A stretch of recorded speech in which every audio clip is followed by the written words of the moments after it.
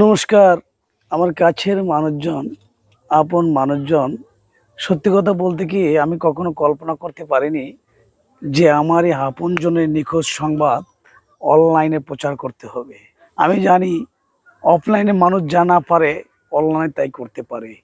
স্ক্রিনে যাকে দেখতে পাচ্ছেন এর নাম হচ্ছে কার্তিক বৈরাগী, গোপালগঞ্জ জেলা মুকসিদপুর উপজেলা নয়াকান্দি গ্রাম।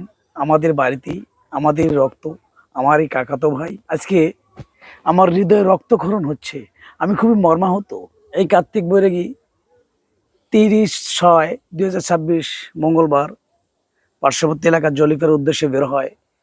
আজ 3/7/2026, 3 দিন হয়ে গেল সে নিখোঁজ।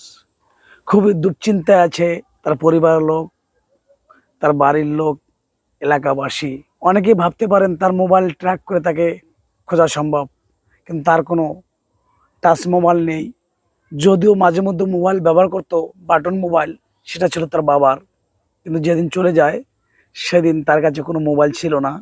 সে ছিল একটা 3/4 প্যান্ট পরা এবং গায়ে ছিল একটা টি-শার্ট, পায়ে ছিল একজোড়া চটি।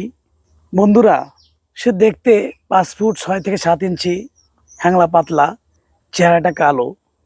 আপনাদের কাছে আমার অনুরোধ, ভিডিওটি এমনভাবে ছড়িয়ে দেবেন যাতে বাংলার প্রত্যেকটা মানুষের কাছে পৌঁছে যেতে পারে এবং তার সন্ধান আমরা পেতে পারি। অফলাইনে যা না করতে পারে আজকে ফেসবুকের কল্যাণে, ইউটিউবের কল্যাণে, অনলাইনে কল্যাণে মানুষ সেটাই সম্ভব করে ফেলছে।